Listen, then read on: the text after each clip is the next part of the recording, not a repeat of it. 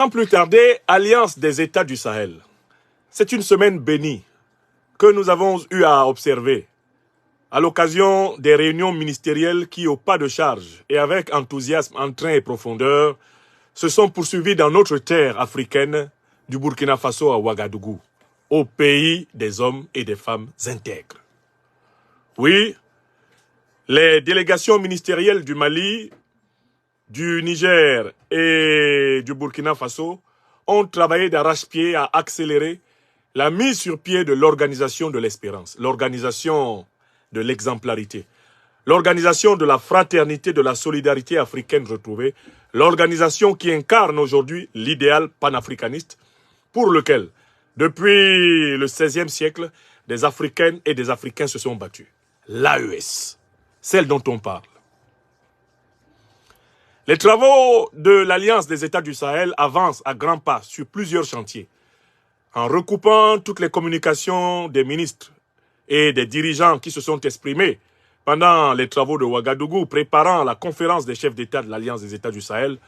Nous savons que l'Alliance est en marche vers la mise en place de la Confédération. Elle est en marche vers l'unification de la communication politique de la Confédération envisagée. L'Alliance est en marche vers la consolidation du projet de création d'une monnaie commune.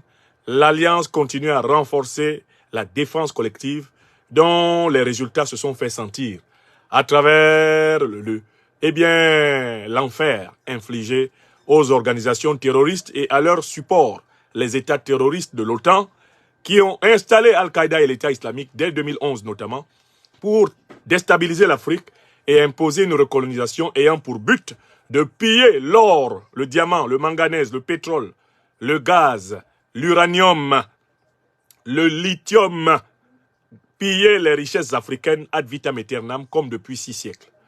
Le plan de l'OTAN est éventré. L'AES, littéralement tel un immense poignard, tel un immense sabre, une épée lumineuse, une épée flamboyante dressée au cœur du désert sahélien, au cœur de la savane, l'AES met fin au rêve de recolonisation du continent par l'organisation du traité de l'Atlantique Nord, qui en attendant ronge son frein et rumine sa déconvenue, et multiplie des plans alternatifs pour reconduire l'Afrique en dessous de l'eau. Ouagadougou, ville bénie a été le centre de l'Alliance des États du Sahel. Ouagadougou a été ces derniers jours la capitale de l'Alliance des États du Sahel. Et ce que nous avons particulièrement observé pendant que les travaux des illustres ministres des gouvernements panafricanistes du Mali, du Burkina, du Niger travaillaient, c'est la panique générale de la France-Afrique à propos notamment de la question monétaire. Je voudrais interroger à haute voix la panique générale de la France-Afrique, c'est-à-dire la mafia politique rassemblant les élites corrompues de la Ve République française et les élites corrompues imposées par la Ve République française sous De Gaulle-Foccart et leurs héritiers, à la tête des anciennes colonies françaises d'Afrique et des anciens territoires sous tutelle française d'Afrique. Pourquoi diantre panique-t-il? Posons-nous à haute voix cette question. À l'annonce de la création avancée et accélérée de la monnaie Sahel, ils n'arrêtent pas de s'inquiéter. Et ce qui m'a frappé, c'est qu'ils sont très inquiets pour la CEDEAO. Mais pourquoi sont-ils inquiets pour la CEDEAO si la CEDEAO conserve en son sein, sur les 15 États qu'elle avait, maintenant 12 États qui, nous disait-on, représentaient l'essentiel du PIB de la zone CEDEAO. Ne nous a-t-on pas pendant très longtemps fait croire que M. Ouattara était à la tête d'un Eldorado financier absolu et que Alassane Dramane Ouattara, Nana Akufo-Addo, Patrick Talon, Mbalo, Macky Sall, Tinubu et consorts étaient à eux seuls capables d'assurer le dynamisme de la région ouest africaine? N'a-t-on pas pendant longtemps présenté le Mali, le Burkina Faso, le Niger comme étant les pays les plus pauvres au monde? et pour ainsi dire les pays qui sont à la traîne de tous les autres, les pays éternellement assistés, les pays en assistance humanitaire, les pays sous perfusion permanente. Mais, comme on dit chez nous à Abidjan, mais qu'est-ce qui n'a pas marché?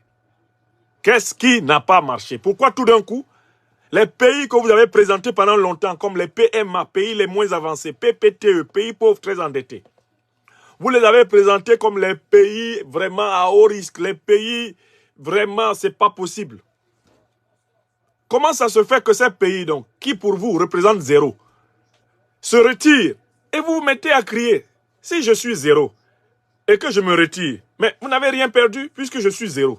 Zéro se retire de quelque chose se plaint. Astafroulaye.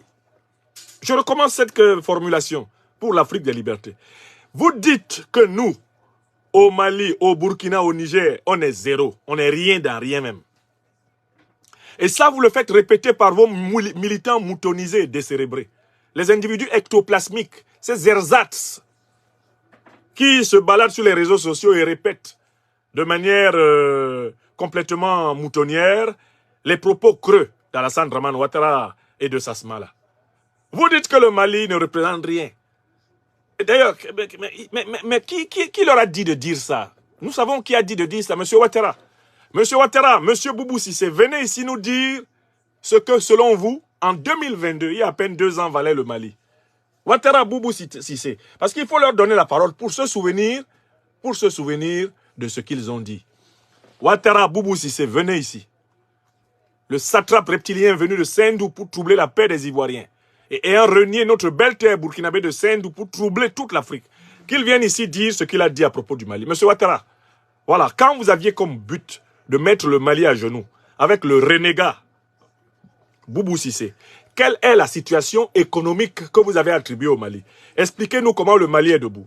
Un peu comme un certain ministre de l'économie ici nous a dit, nous allons effondrer la Russie. Mais la Russie a maintenant une croissance économique supérieure à toute celle de l'Union européenne et même à celle des États-Unis. Astafroulaye. Vous avez fait comment? Qu'est-ce qui n'a pas marché? On dit à Yaoundé, c'est comment? C'est comment? Vous dites que le Mali, le Burkina, le Niger ne valent rien. Le Mali, le Burkina et le Niger disent d'accord, on est vaurien, on s'en va. Vous dites non, restez, sans vous, on n'est rien. Astafroulaye. Les vauriens s'en vont, mais sans les vauriens, vous n'êtes rien. Ah bon? Donc les vauriens n'étaient pas vauriens. Monsieur Ouattara, parlez, dites-nous ce que vous avez dit avec votre ami Boubou Sissé. Qu'est-ce que vous avez dit avec Boubou Sissé, monsieur Ouattara? Parlez, parlez. Du Mali et de la Guinée. Et ensuite... Non, monsieur Ouattara, parlez. Parlez clairement. Sinon, je sors le téléphone rouge. Hein. Je suis arrivé hier sur Abidjan. Ah, d'accord, on m'a fait le message, mais je ne savais pas si tu étais à Niamey ou à Abidjan. Voilà. Je suis arrivé hier. Ah, ben, je suis content, je suis content. Je vais rester quelques jours ici. D'accord, en attendant qu'on se voit, je voulais que tu me briefes un peu. Faut parler, hein. Oui, oui. Sinon je sors le téléphone rouge. rouge. Je président de la commission aujourd'hui avant qu'il n'aille au Burkina. Voilà. D'accord. Voilà, comment les choses se passent au Mali. Très bien. Bon, malgré tout ce qu'ils veulent faire croire, Ouais. la situation reste très difficile pour eux. Ah. Ça va être extrêmement difficile Ouais. de tenir encore 3 à 4 semaines financièrement.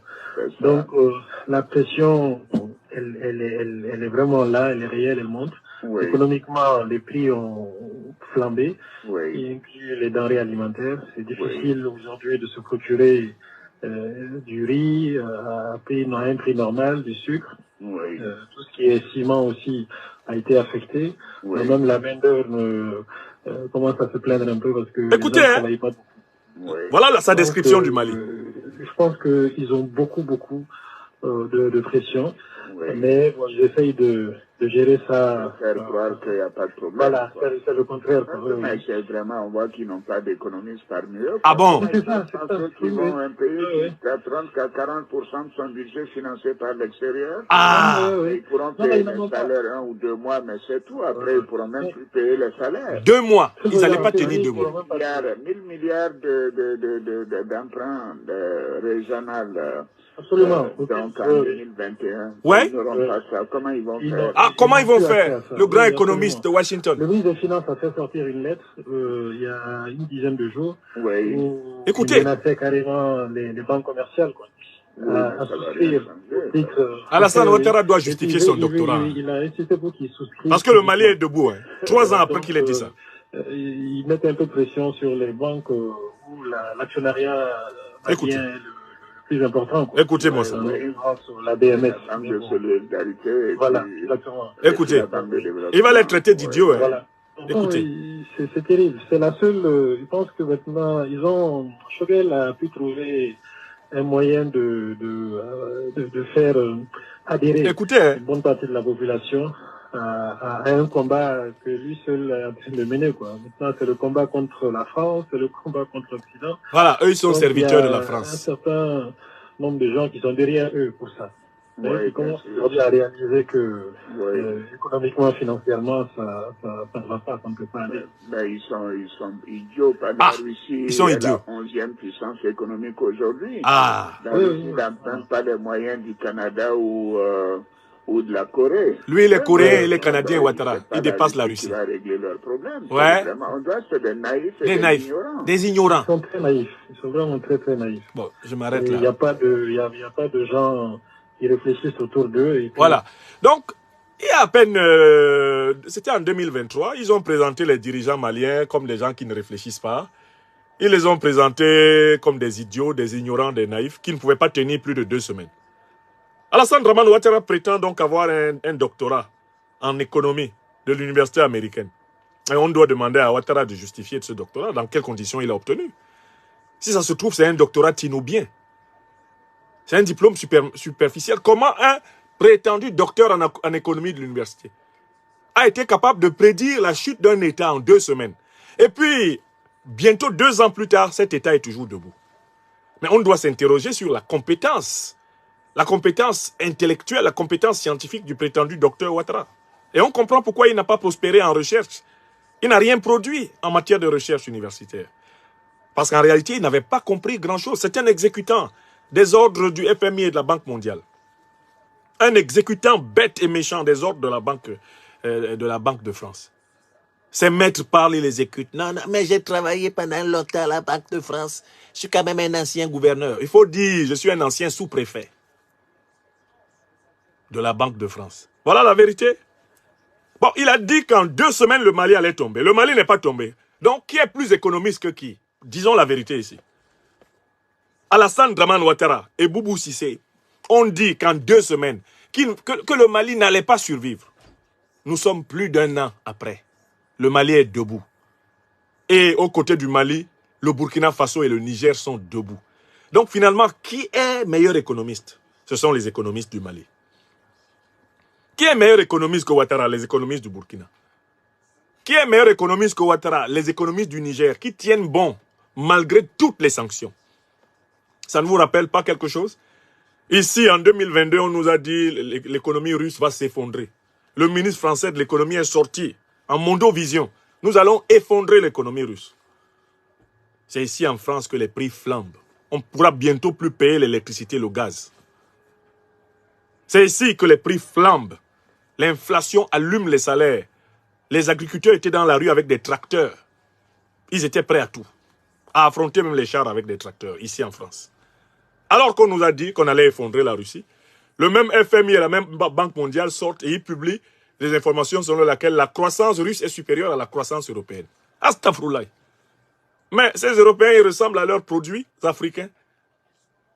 Vous avez vu les prédictions de Ouattara sur le Mali, mais ce sont les prédictions de son patron, le maire sur la Russie. C'est une photocopie.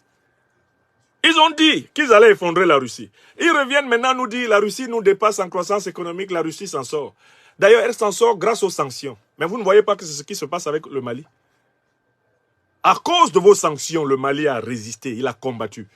Le Mali est allé chercher dans ses entrailles, dans son histoire multimillénaire.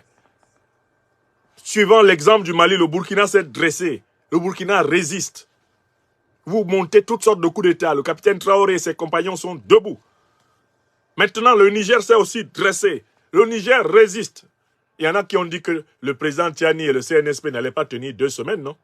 Vous vous souvenez, non? C'était au mois de juillet 2000. 2023, oui ou non? Le 26 juillet 2023, on est quand là? On est quand? Bientôt, ça va être 1 an. Donc, il faut que les Africaines et les Africains s'interrogent sur la crédibilité de ces prétendus technocrates que le néocolonialisme français, l'impérialisme occidental nous a fourgués à la tête de nos États. Que valent-ils réellement? Quelle est leur réelle valeur? Si ce n'est en réalité exécuter les ordres des preneurs d'ordre qui sont à Washington, à Paris, à Bruxelles, et en profiter pour voler sous forme de rétrocommission l'argent des dettes que les peuples vont rembourser pendant 100 ans, 200 ans derrière eux.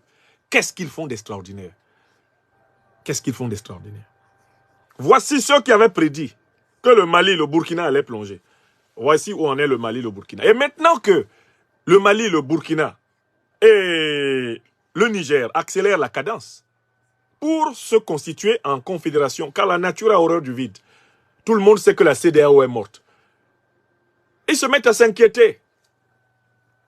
Ils s'inquiètent pour la CEDEAO. J'ai lu toute la presse de la place parisienne et ses satellites. Ils s'inquiètent pour la CEDEAO. Mais pendant qu'ils s'inquiètent pour la CEDEAO, mais ils ne veulent pas constater que l'Union européenne est en crise économique. Ils ne veulent pas constater que la France est surendettée, que la France vit à crédit. La France doit aller chercher des milliers de milliards d'euros pratiquement tous les mois sur le marché financier pour fonctionner. Ils ne veulent pas reconnaître que ce qui a tué Macloclo et ce qui tue Maclacla, c'est tout le système de prévarication de la sous-région africaine qui s'effondre, du sommet à la base. La CEDEAO ne tombera pas seule. L'Union africaine va tomber avec elle et tout le système mafieux de la France-Afrique, de la base africaine au sommet à Paris va tomber. Écrivez ça. Voilà ce qui est en train de se passer sous nos yeux. Car je vous rappelle bien que les réserves de change de 15 pays africains étaient déclarées au budget français. Ce qui se profile à l'horizon, c'est un immense trou dans le budget français, puisque les Africains vont exiger la remise de toutes leurs réserves de change. En sortant du CFA, ils vont revendiquer toutes leurs réserves de change. Tout ce qu'ils ont accumulé en dollars, en yuan, en or, dans les caisses de la Banque de France. Ils vont tendre la main. Mettez ça ici. Déposez ça ici. Et le président Tiani évoquait cela, c'est comme ça que j'ai compris. Un grand contentieux judiciaire international commence. Hein. Les 15 pays africains là vont tendre la main à la Banque de France. Rendez-nous tout. Donnez l'or. Donnez les dollars que vous avez stockés. Donnez nos réserves de yuan. Donnez nos réserves de monnaie iranienne. Donnez nos réserves de monnaie turque. Donnez toutes les réserves de change de l'Afrique là. Elles vont sortir des caisses de la Banque de France pour aller dans les caisses des banques centrales africaines. Ah, il faut imaginer le fonctionnement de l'économie française quand ces réserves vont sortir. Et si, par mégarde, on refusait de rendre aux Africains, comme disait M. Chirac, ce qu'il aurait dû, qu'est-ce que ça donne? Monsieur Chirac, venez ici s'il vous plaît. Sortez brièvement de votre tombe pour expliquer pourquoi il faut rendre aux Africains ce qu'on leur a pris. D'autant plus que cela pourrait conduire à quoi? Donnons la parole à l'ancien président français. Monsieur Chirac, excusez-moi de vous sortir de façon aussi abrupte de votre tombe. Qu'est-ce qu'il faut faire? D'où vient l'argent que nous avons en France et pourquoi il faut le rendre aux Africains? Allons-y. Parce que le temps de rendre est venu. Allez, monsieur Chirac.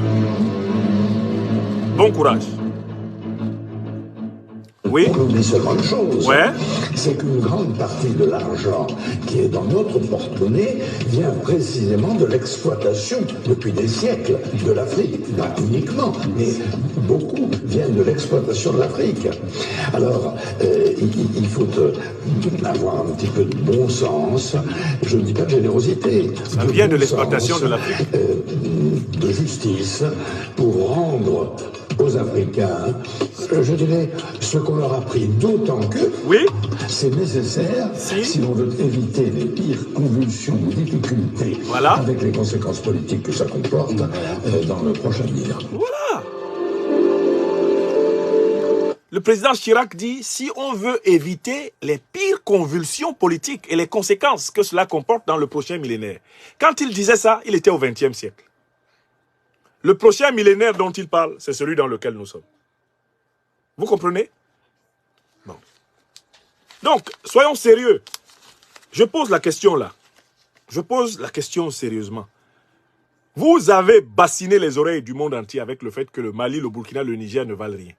Le Mali, le Burkina, le Niger décident de faire cavalier commun à part.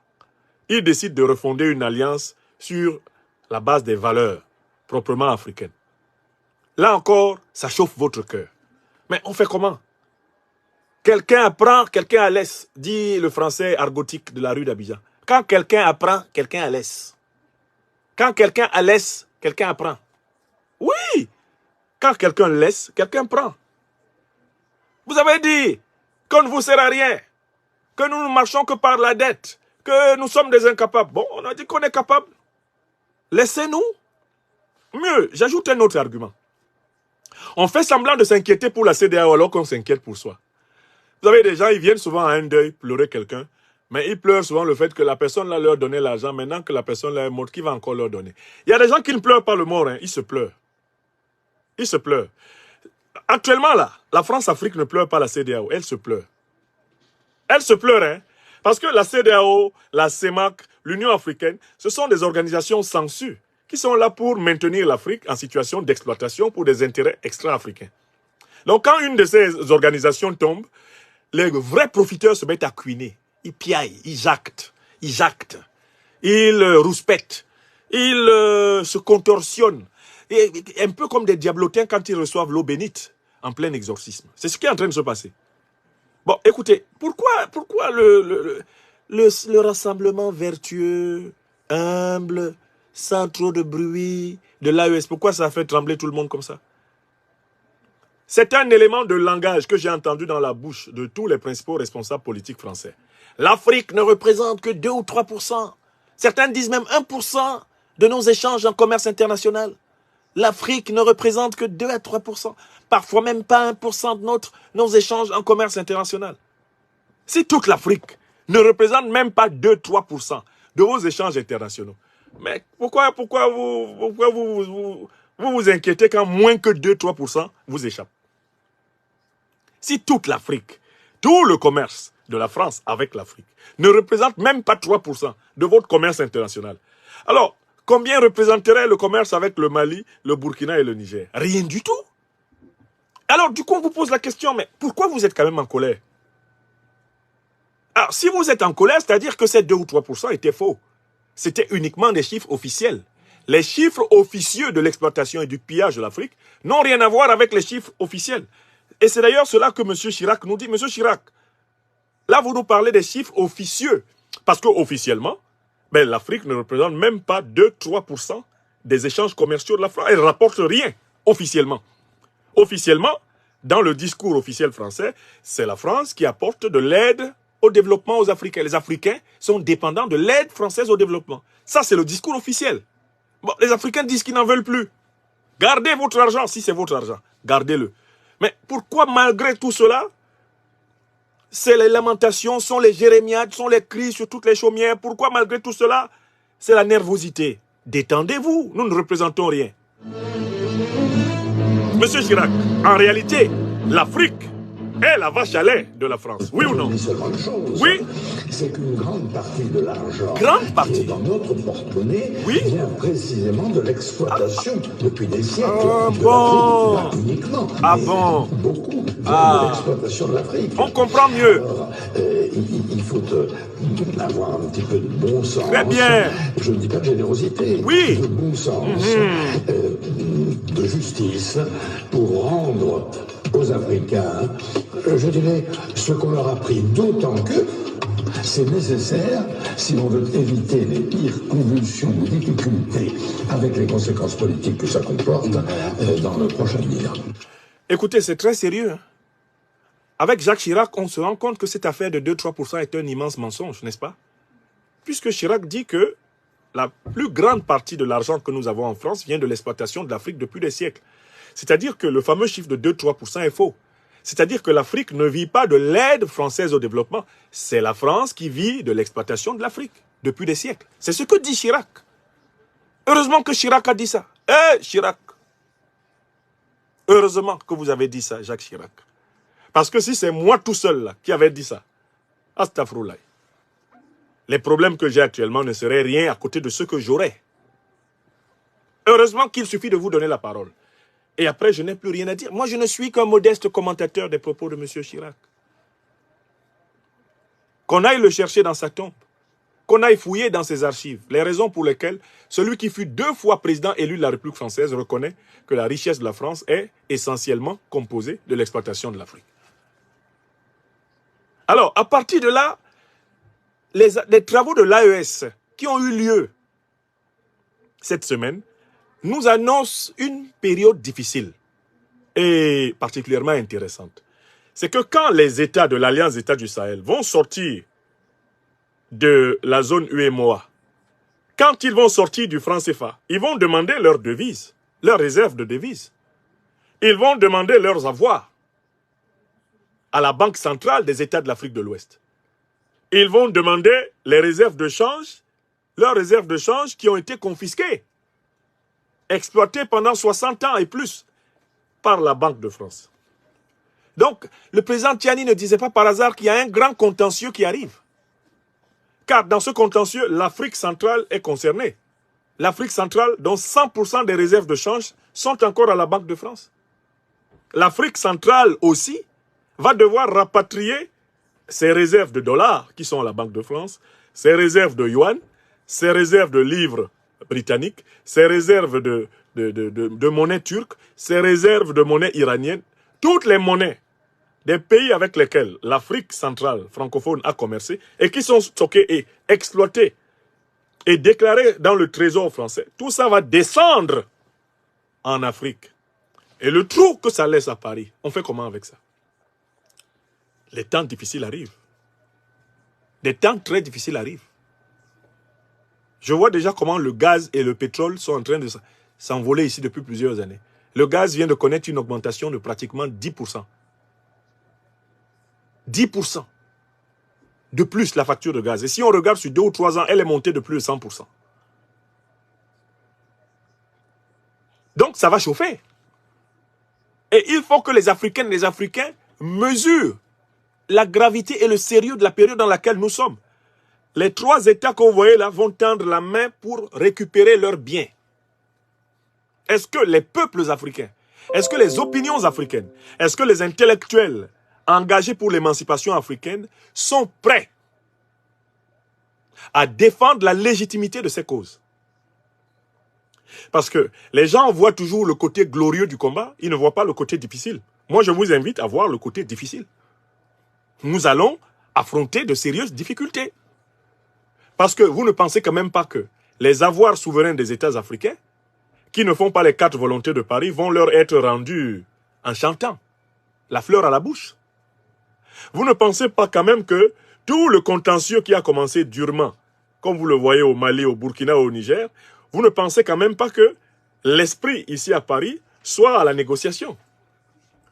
Donc il faut s'attendre à ce que le président Chirac a prédit, à savoir des convulsions. Écrivez ça. On va vers de grandes convulsions. Et c'est ce que je voulais appeler les Africaines et les Africains à mesurer. Il va falloir être solide. Il va falloir être solidaire. Il va falloir être visionnaire. Il va falloir être créatif et inventif. Parce qu'on va vers une période de grande turbulence. Parce que le monstre ne meurt jamais sans essayer de fracasser le maximum autour de lui. Quand les grands arbres tombent, c'est toujours en écrasant les arbustes. Vous le savez dans la forêt. Donc on entre dans la période de la chute des grands arbres. Et nos peuples doivent se préparer à être aussi géants et aussi puissants que les grands arbres pour ne pas être renversés par eux quand ils vont tomber. Nous entrons donc dans une période particulière. Et la conférence des ministres de l'Alliance des États du Sahel a préparé une conférence d'une importance encore plus capitale. Ce sera la conférence des chefs d'État. Les chefs d'État. Et c'est sans doute à l'occasion de la conférence des chefs d'État que seront annoncées de nouvelles décisions sur l'évolution de l'Alliance. Évolution probable vers la confédération, et plus tard de la confédération vers la fédération.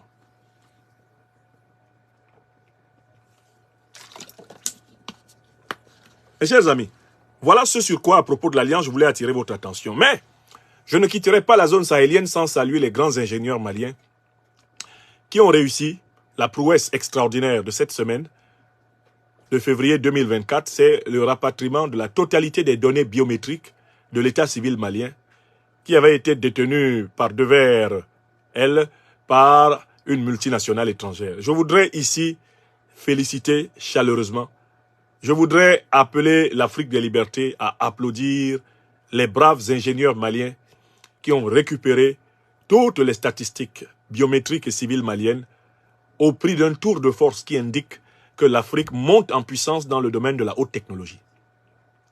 Bientôt, quand l'Alliance des États du Sahel possédera ses propres satellites, avec son propre Internet, avec son propre système d'observation planétaire, nous accéderons à une surface de droits et de réseaux informatiques jamais égalée dans l'histoire du continent africain. Saluons nos frères et sœurs, les ingénieurs intrépides du Mali qui ont réalisé la prouesse applaudie par le président Assimi Goïta.